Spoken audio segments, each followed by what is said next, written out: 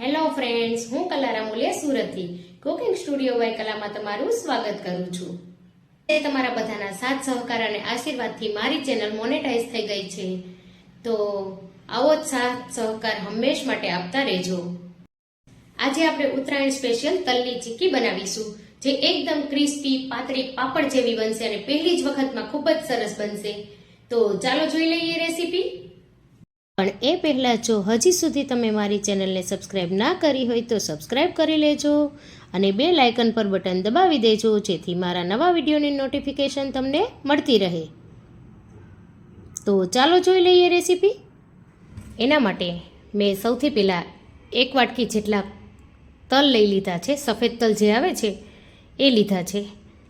અંદાજે 1 વાટકી એટલે કે મેં અહીંયા 125 ગ્રામ જેટલા વજનમાં લીધા છે.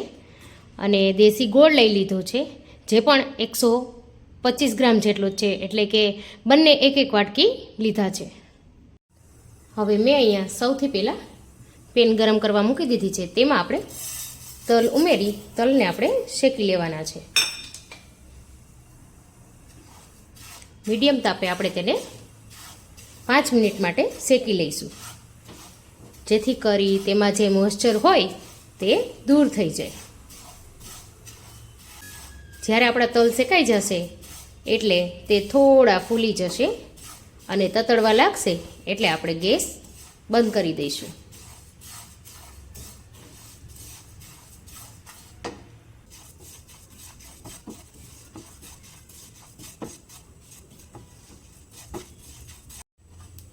તમે જોઈ શકો છો કે ધીમે ધીમે તલ આપણા સરસ શેકાવા લાગ્યા છે અને કોઈ તલ આ રીતે ફૂટવાનો અવાજ પણ આવી રહ્યો છે.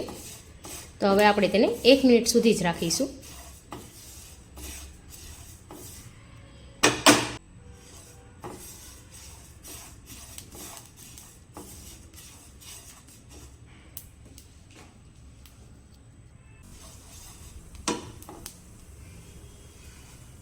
તો આપણા તલ અહીંયા સરસ શેકાઈ ગયા છે.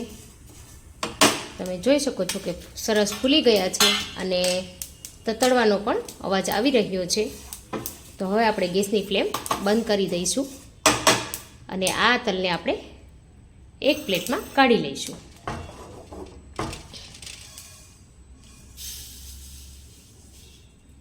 હવે અહીંયા આપણે એક બટર પેપર આ રીતે લઈ લીધું છે. તેના પર આપણે ઘી લગાવી દઈશું, જેથી આપણી ચીક્કી ફટાફટથી પથરાઈ જાય અને ઉઠાવવાની પણ ઇઝી રહે. આ રીતે આખા પેપર પર આપણે ઘી લગાવી દઈશું. એટલે મેં અહીંયા આ દેશી ગોળ જ લીધો છે. તમારી પાસે જે પણ ગોળ અવેલેબલ હોય તે તમે લઈ શકો. તમે જોઈ શકો છો કે ખાલી અડધી જ મિનિટમાં આપણો ગોળ સરસ ઓગળવા લાગ્યો છે.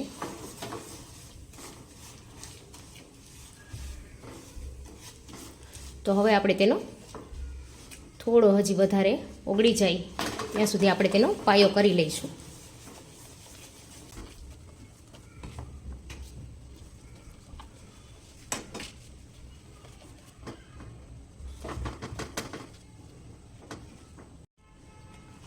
જેમ જેમ ગોળનો કલર ચેન્જ થતો જશે તેમ તેમ તેનો પાયો સરસ આવી જશે. તમે જોઈ શકો છો કે ધીમે ધીમે ગોળનો કલર સરસ ચેન્જ થઈ રહ્યો છે. તો હજી આપણે તેને થોડો ડાર્ક થવા દઈશું.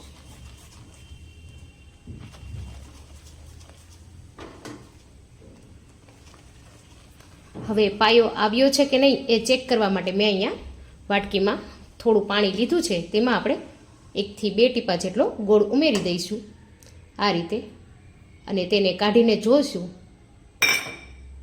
તો આ રીતે તે હજી થોડો ખેંચાય છે. તો હજી આપણો ગોળનો પાયો બરાબર આવ્યો નથી. તો આપણે હજી 1 થી 2 મિનિટ માટે રહેવા દઈશું. હવે પાછું એકવાર આપણે ચેક કરી લઈશું આ રીતે 2 ટીપા નાખીને.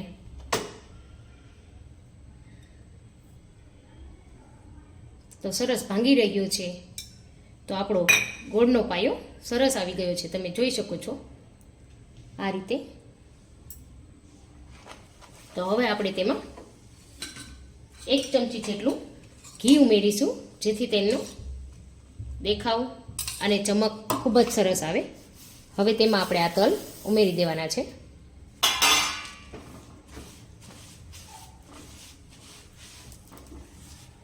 અને સારી રીતે આ રીતે ફટાફટ મિક્સ કરી લઈશું. તમે જોઈ શકો છો કે ખૂબ જ સરસ મિક્સ થઈ ગયું છે. ખાલી 1 મિનિટ માટે જ આપણે અહીંયા રાખવાનું છે.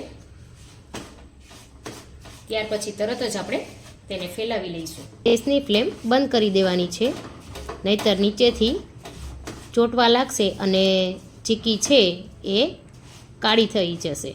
હવે આ મિશ્રણને આપણે ગ્રીસ કરેલા પેપર ઉપર રાખી દઈશું.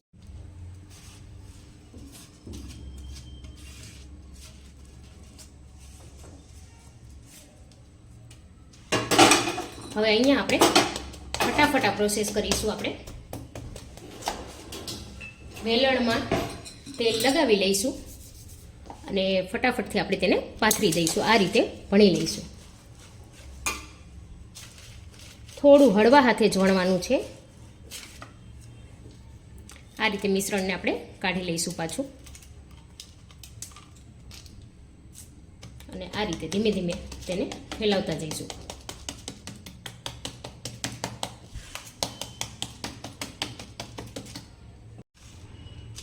વેલણમાં થોડું થોડું ચોટશે, પણ આપણે તેને વચ્ચે વચ્ચે કાઢતા જઈશું. જો વધારે પડતું ઠંડુ મિશ્રણ થવા દઈશું તો ચીક્કી પથરાશે નહીં અને પાતળી નહીં બને. એટલા માટે થોડું થોડું વેલણમાં ચોટશે તો ચાલશે. આપણે વચ્ચે વચ્ચે તેને કાઢી લઈશું. તમે જોઈ શકો છો કે ખૂબ જ સરસ આપણું આ ચીક્કી વણાઈ રહી છે. અને તમે તેને તાવીથાની મદદથી પણ આ રીતે પ્રેસ કરી શકો.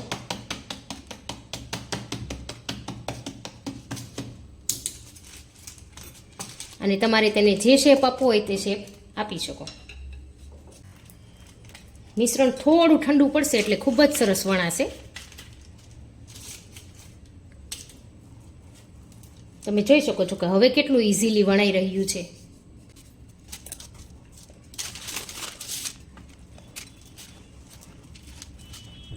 આ રીતે બધી જ બાજુથી પાતળું પાતળું વણતું જવાનું છે.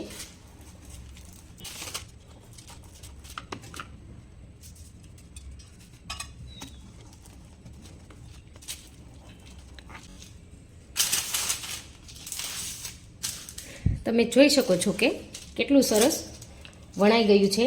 એકદમ પાતળી પાતળી ચીક્કી.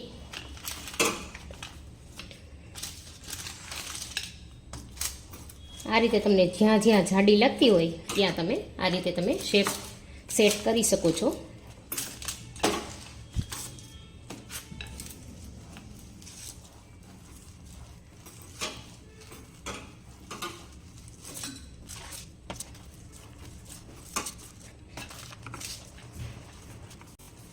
તમે જોઈ શકો છો કે એકદમ સરસ પતલો રોટલો વણાઈને તૈયાર થઈ ગયો છે. આ રીતે હવે તેના ગરમ ગરમમાં જ ફટાફટ આપણે પીસ કરી લઈશું. હવે તેના આ રીતે જ આપણે ગરમ ગરમમાં જ કાપા પાડી લેવાના.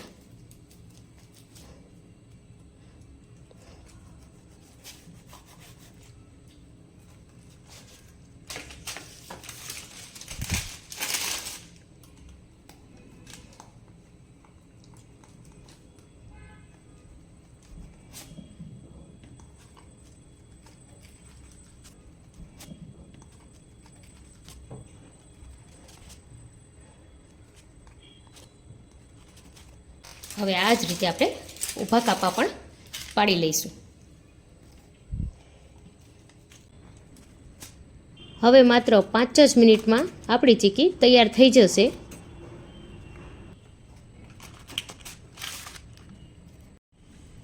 હવે આમાંથી આ રીતે તમે જો ઉઠલાવો તો ખૂબ જ સરળતાથી ઉઠલી જશે આ રીતે. પણ આપણે હજી તેને થોડું ઠંડુ પડવા દેવાનું છે.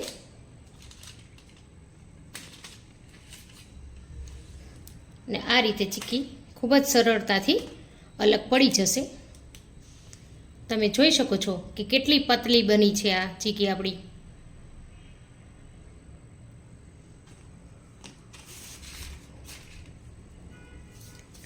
કાપા આપણે ગરમ થોડું હોય ત્યારે જ પાડી લેવાના છે, નહીતર પછી કાપા નહીં પડે.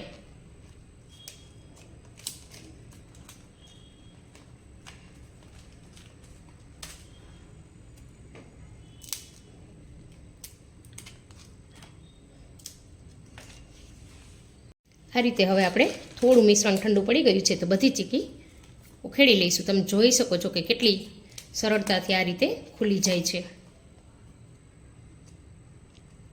અને કેટલી સરસ એકદમ પાતળી એવી બની છે.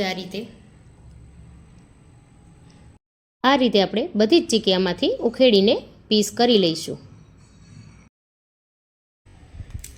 આ રીતે ખૂબ જ સરળતાથી પીસ થઈ જશે અને તમે જોઈ શકો છો કે